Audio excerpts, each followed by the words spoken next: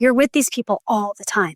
And so in order to have the best ideas, to have brainstorming sessions, to have the most productive meetings, mentorship is key because they are the next people, the next level that's going to be the leadership. So if we're not mentoring to lead, then who's going to be leading?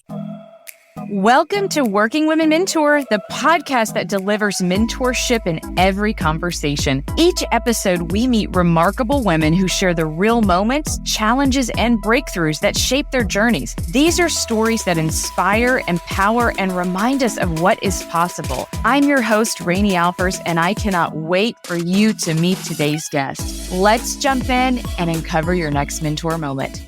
Hey everyone, welcome to Working Women Mentor. I'm your host, Rainey Alfers, and today we are talking about your nutrition, your health, and the mindset that surrounds everything that soaks and sucks up our energy level. We get to meet Robyn Engelson. She's the founder and CEO of Impact You, the host of the Robyn Engelson podcast, and an autoimmune specialist. She is here to talk with us today about everything that is going on inside of us and ways that we can improve our health, our wellness, our overall ability to have a wonderful life, if we have to be really simple about this. But her energy level is to die for, and she's just a wonderful, wonderful person that shares her great mentor moments with us today. So let's dive in and meet Robyn Engelson. Here we go. So Robyn Engelson, I'm Rainey Alfers. It's so good to meet you. Thanks for joining us on Working Women Mentor. Thank you so much for having me, Rainey. I'm excited to be here and add value to your listeners. Oh, well, I love, we're looking at each other, this beautiful red lipstick. I'm like, this must be a signature. So I've got to hear this story at some point today. But Robyn, would you please introduce yourself to our audience? Absolutely, Reddy. Thank you again. My name's Robyn Engelson. That's Robyn with a Y. And I am a podcast host of the Robyn Engelson podcast. I'm a bestselling author, Exhausted to Energized. I am a life transformer. I am a keynote and motivational speaker, an autoimmune specialist, nutrition educator, and I help women business leaders regain their energy without going to the doctors, without spending time in the doctor's office, right? And I do that by retraining their mindset as a model of positive change. And the key here is being able to help them do that so they go from exhausted to energized, and I compress time for them. And although I had a healing journey of Hashimoto's, which is a thyroid autoimmune disease, and hypothyroidism, I stopped at nothing to find a healthy solution. I'm also a beach lover, a hip hop dancer, and my biggest gift is being a mom. A hip hop dancer and a mom. Do you and your son dance together? Like, do you guys? But yeah, he won't admit that he likes to dance, but he has rhythm. Thank goodness. He's got some moves. Yeah, he's got some. I love that. Okay, we also ask our guests to text a friend, Robyn, and ask, like, how would they introduce you to our audience? What lovely things did they have to share about you? Would you mind telling us about them today? And I actually did text quite a few friends. So thank you. Of course. Thanks for that opportunity. And the culmination of all of them was that I am a bright, shining light of love, kindness, and happiness. And my energy and enthusiasm is contagious, and I bring joy to all of those around me. Oh, joy and enthusiasm and contagious. I can see it. I mean, this giant bright smile and your energy, I can see that would be just a glowing, like, little halo around you wherever you are. So I love that. Okay. So we've got so much to unpack today, but take me back to some of these defining earlier moments in your career, because you set out, you're a founder now. You started Impact You. You do a lot for women. You do a lot for people who aren't sure how to do it, really, how to really see what their potential can be. And so kind of walk backwards with me and get us up to speed from where you started, Robyn. Absolutely. So I come from the advertising and marketing world, and then my life hit me by surprise when I got diagnosed with Hashimoto's, my thyroid autoimmune disease. Had to stop working. And what happened was I figured out how to help myself when the doctors couldn't. And so I figured out my nutrition, my fitness, my mindset, and accountability. And it was a 2.5-year journey. And through that, people saw, my friends, my neighbors, what I was going through and how I went from exhausted to energized and living and thriving in life. So I started helping a few friends and neighbors on the side just to see if, kind of proof of concept, right? If what I did for myself can also help other people and give them hope. What happened is, Ronnie, in less than 3 days, they got results. Oh. Now, were these friends of yours that were like experiencing burnout or just like they had an autoimmune disease, or did you just happen to know others that were going through the same thing? Yeah. So ironically, none of them had autoimmune diseases. Thankfully. Right. And so they were just moms and friends that really just wanted more in life. They knew that they were worth more, and they saw me, and it gave them hope of what it could be and how their life could look like.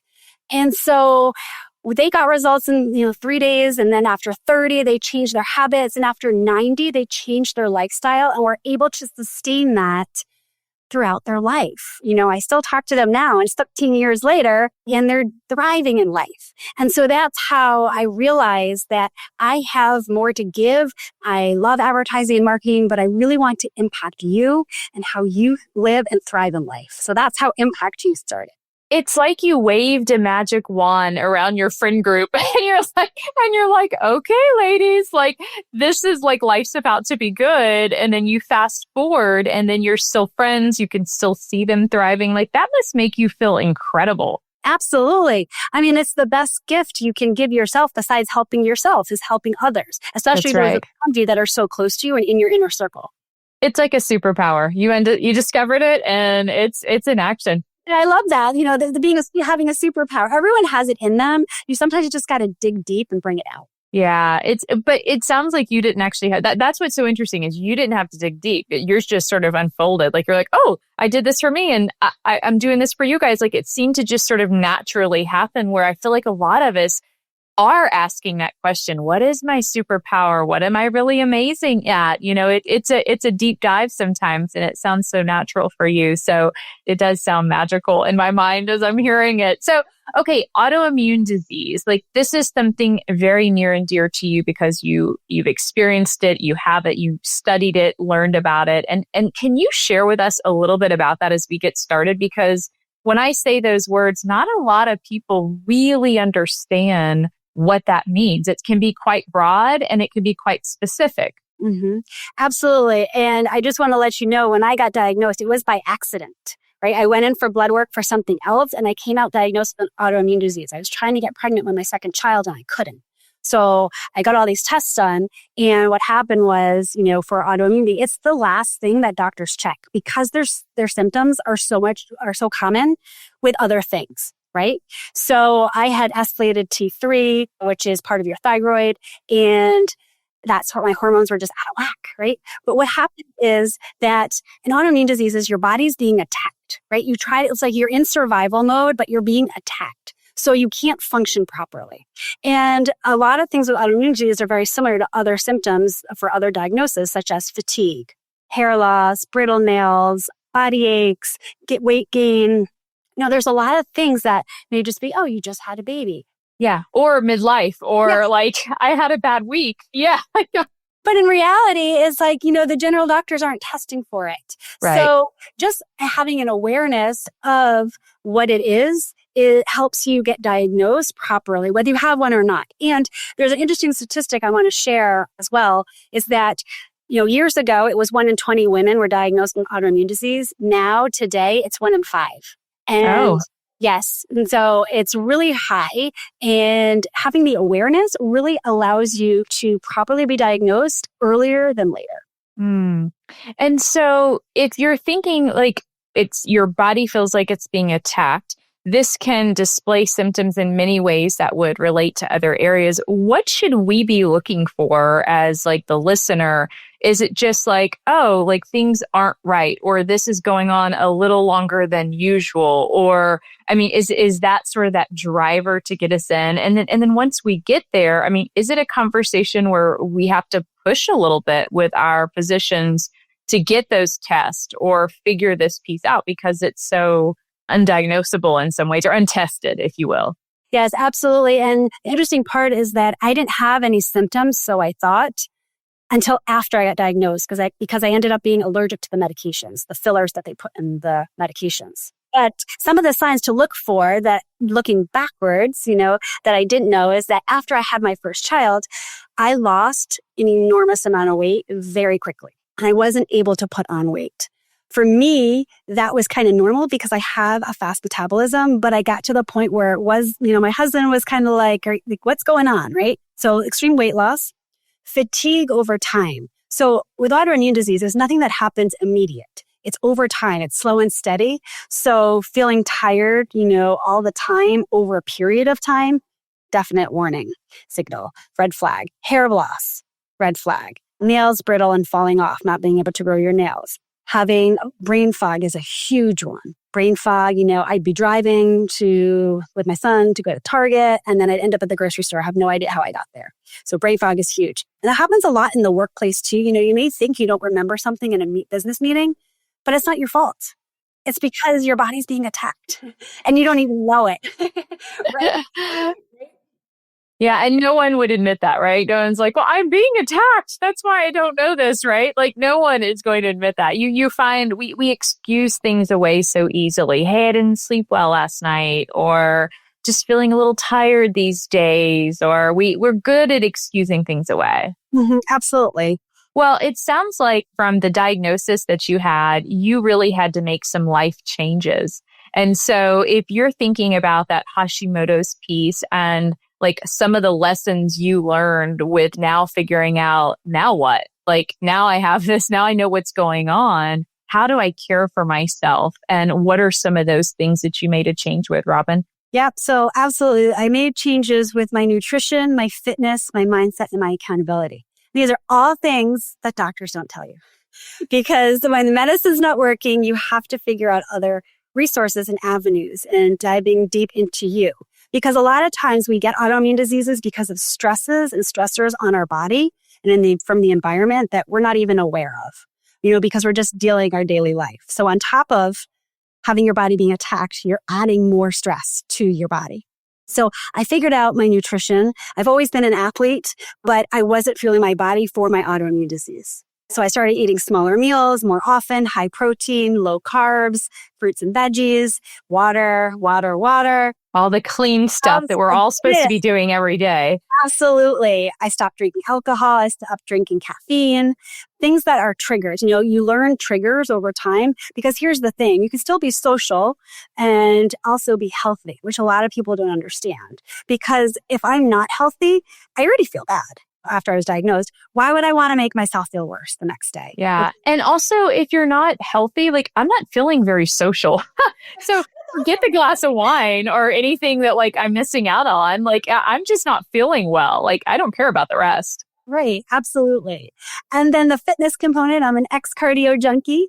And so I started lifting weights to get stronger and building muscle, which as women age, it's also really important to do strength training 3 to 4 times a week. And we're not talking hours and hours of hours in the gym. We're just talking 20 to 30 minutes, 3 to 4 times a week, something manageable within your schedule.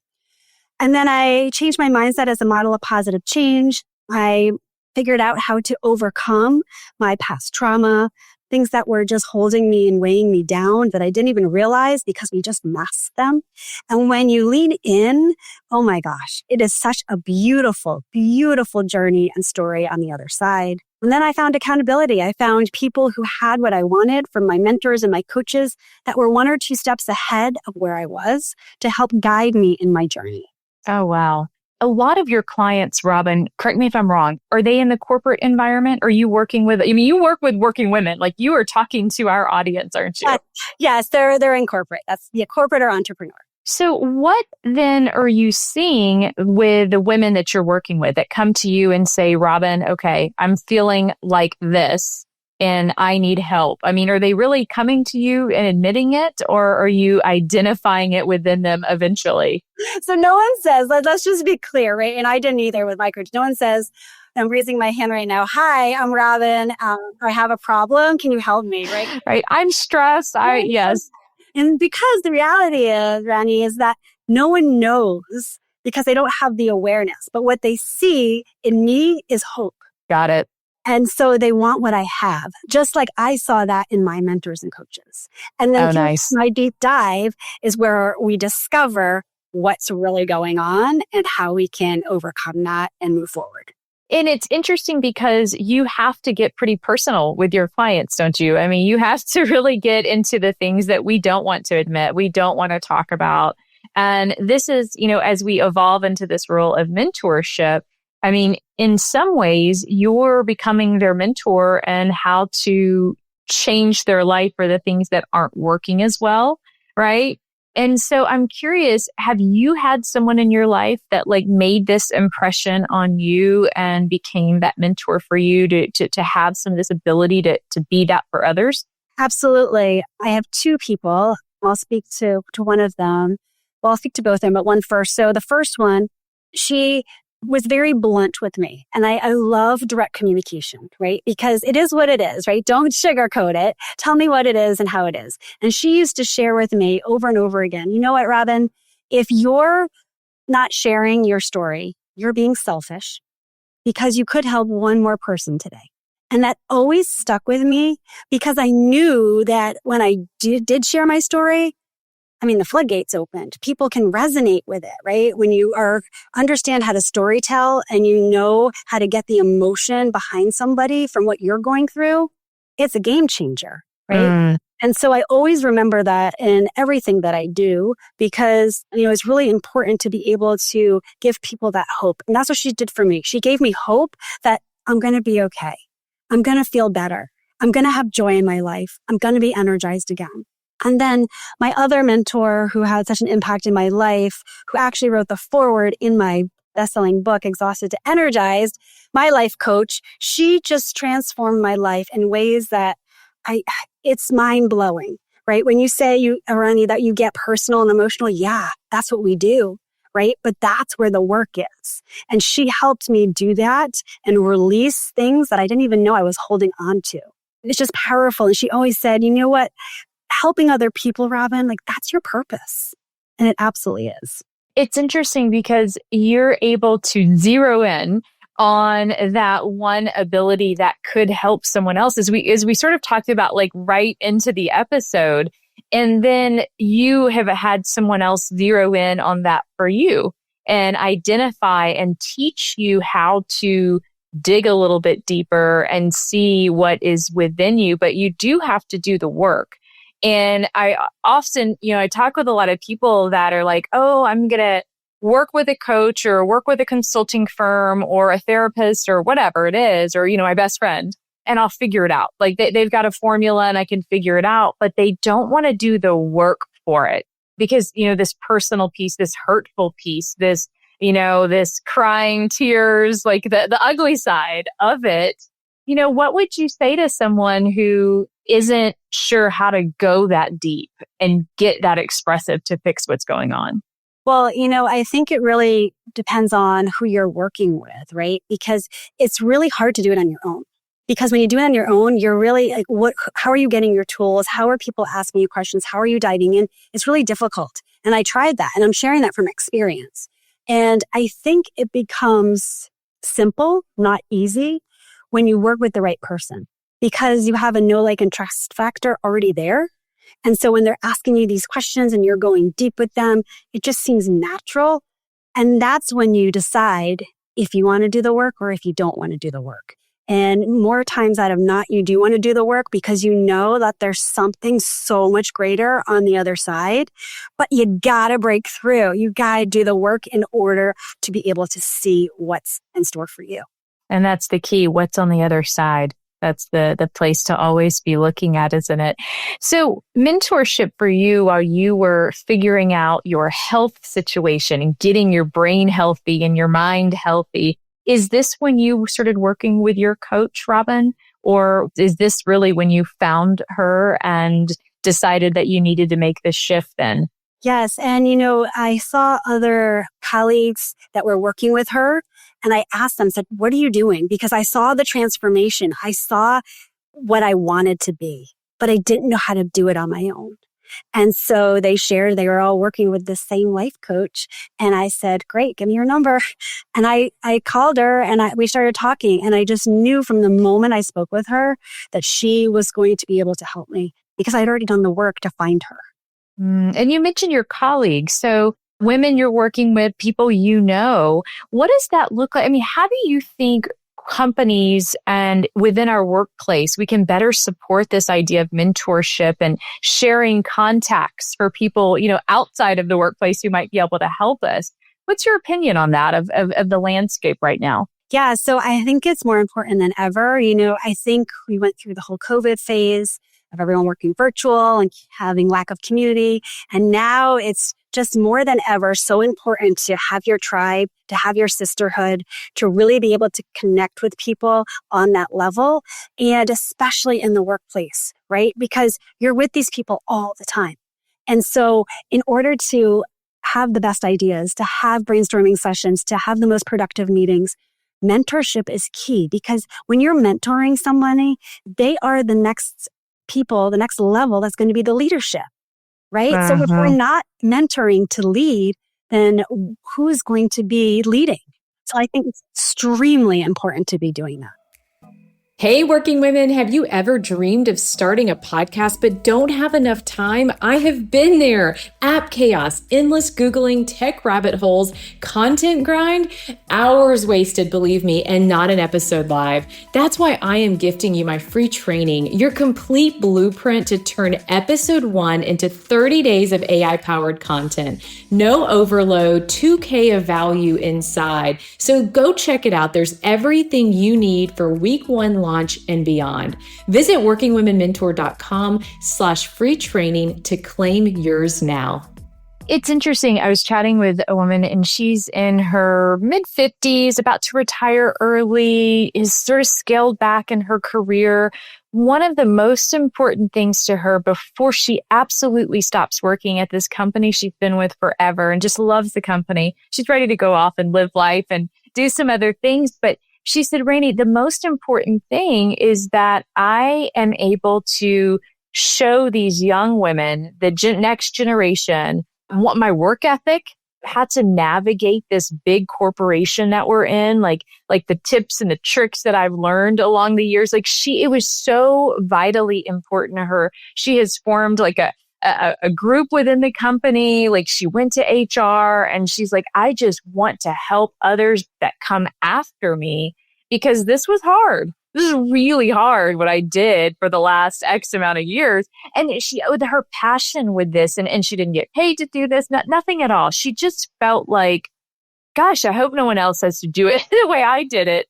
And I think like you just said, it's like, even if you don't have your tribe just yet, it's like, listen to others, kind of that listening, get your ear out there, see what they're doing, how they're acting, how it's all working. So, are you, on that note, in terms of workplace, are you seeing a change in wellness programs? Because you touch on mindset and exercise and nutrition.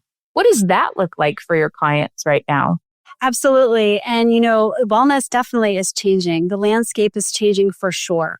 There is so much more importance placed on mental health, on wellness, putting it all together. Because quite frankly, if you have a wellness program or you allow your employees to have a gym membership, have educators come in about nutrition, coaches come in and really teach them, the whole wellness perspective changes and the environment in the company changes. And what happens is that productivity increases and then your ROI is better. And so there's a whole domino effect. And I think a lot came out last summer with the Olympics, with Simone Biles and the mental health. And thank goodness someone had to do it. And, it has been done before, but it really, I think, need a statement to what's happening in the workforce, what's happening to us as people, and being able to bring that into the workplace. Because it's not, I go to work and then I go home and it's two separate things, right? I am the person that's doing both. And so in order to encompass all of that together, it truly makes for a better person and a better company. What do you think is the most common mistake you see women making regarding their health? I mean, the number one thing that just over and over and over you see, Robyn? I go to the gym or I run 5 miles every single day and nothing's changing. Well, that's because you need to start in the kitchen with your food. And most women don't have nutrition education. And that's the key to everything. Because, I always say abs start in the kitchen. Don't start doing 50 sit-ups a day. Start eating properly first and then do your sit-ups. Yeah, that's well said. It's like old information, but every time we hear it, it sounds new. Like, oh, really? That's all I have to do? But it's been out there forever. Right? It's like you can't outwork a bad diet. There's no way. You can try as much as you want, but it's not going to work. That is so funny. And so when I think of that, I think of you talk a lot about taking ownership of what we do. Touch on that for me, because that's a big word. I think we look at it probably all differently. It's just saying it out loud. It's like, what does that actually mean? I mean, I get ownership. It's on me. But how do you define that? How could you encourage women? What steps can they take to start taking ownership in their own health and their future? So it's really simple. It's what's meant to be is up to me. And that's how I started getting healthy. Taking ownership that no one can tell me what to do. No one knows more than me. I know exactly what I need to do. And so quick steps that people can do, listeners can do, is very simple. Put alarms on your phone. No matter what, it's a non-negotiable. Drink your water. Have a water bottle. Take 10 sips every hour. It's very simple, right? There you go. And my water bottle too, right here. That's not all day. I carry it around. So that's really simple. You can do that at home. You can do it in the workplace. So alarms on your phone. The number one thing that I believe is so important is a morning routine. Do not look at your phone in the morning until you've done your morning routine. Whatever that looks like. It could be 5 minutes. It could be 20 minutes, 30 minutes, whatever works for you. Get up, have some movement, drink some water, get some stretching in, do some breathing. Really just get your nervous system regulated to start the day. Because how you do anything is how you do everything. So you know what? Everything on your phone is going to still be there in 5 minutes, 10 minutes. Nothing's going on. It's that addiction that we have. I know. It's so hard. Yes. It's so hard. But I promise you are going to feel better throughout the day when you do your morning routine. And you know what? You're going to sleep better at night. There's a correlation that has to do with how you wake up and what you do in the morning and how you sleep at night. And so just take 5 minutes for yourself. If it means getting up 5 minutes before the kids do that. And I used to do that. And it makes a huge difference in your day. I still wake up before my son. In fact, I used to sleep before he was born later. It wasn't an early bird at that point. And then I realized, oh, okay. Like he's up early and I have to get up even earlier. Like I needed that time to myself. I had never not experienced it. And so I have to outwake him. It's interesting when my father visits, and I love his visits, but he's even way earlier than I am. I have to out early him to get just like a few minutes in the morning. It's kind of funny. So yeah, that time, how we start, it's interesting how it's just a full circle, isn't it, Robyn? Absolutely. It's how we wake up is how we're going to bed is how we're waking up. It totally is, right? And it's a really simple thing, yet so hard for so many people. You speak on the concept of the compression healing time. Would you elaborate on that for us? Because it sounds like I need this. It sounds healthy. I mean, how can it accelerate our life and, the healing and growth that we need? Yes, absolutely. And everyone needs it. I needed it when I didn't know it. So it took me 2.5 years to figure it out. And I compressed time for you in 12 weeks, which is 90 days or less. And the reason this works is because my methods are true and trusted and tested, right? So I've already been there. I've already done it. And I've already done it with hundreds of other women. So what I do is I compress time. I know exactly what to do, how to coach you, how to get you to lean in to do what you need to do to change your habit and then to change your lifestyle. And the reason it works is because it takes 90 days to change your lifestyle. And so I work with you for 90 days. And that's the compression of the time because trust me, if I knew someone that knew what I knew when I was going through this, 2.5 years is a long time. And most people, but in retrospect, it's not because most people take their whole life. right? So 90 days, I mean, it's kind of a no-brainer. And I know the tricks and the tools and the steps to get you to where you want to be and maybe where you don't even know what's possible. But I can dig deep and help you do that with my tools that I allow and put into your toolkit. When you look at that 90-day compression time, and I love that because what you're saying is it's the same, like, when we're going to do something, well, we might model it after something and use some inspiration for someone who's been there and done that before and to help us leverage time, right? I mean, it's a beautiful concept. What does that look like to our listeners? So if they're like, okay, Robyn, you've got 90 days and you've got to change my life. That's a big ask. Where do they start? Like, what are some things that they can start thinking about during that time with you and getting mentally prepared for the change? Yeah, great question. So the first thing we start off with is I say, walk me through your day. I need to be in your life. I need to know how you wake up, what you're eating, what you're drinking, what your interactions are, what your stresses are. Like, just walk me through your entire day. And I'm just taking notes. I'm taking notes. And then what we do is we create a nutrition plan with foods that you like, that are easy and simple for you to make so you can start feeling better in the kitchen, right? And then we work on the accountability. What are 5 things that you can do every single day that are simple? For example, make my bed, brush my teeth, drink my water. Like, these aren't hard things, right? But it's things that will help you set up for success.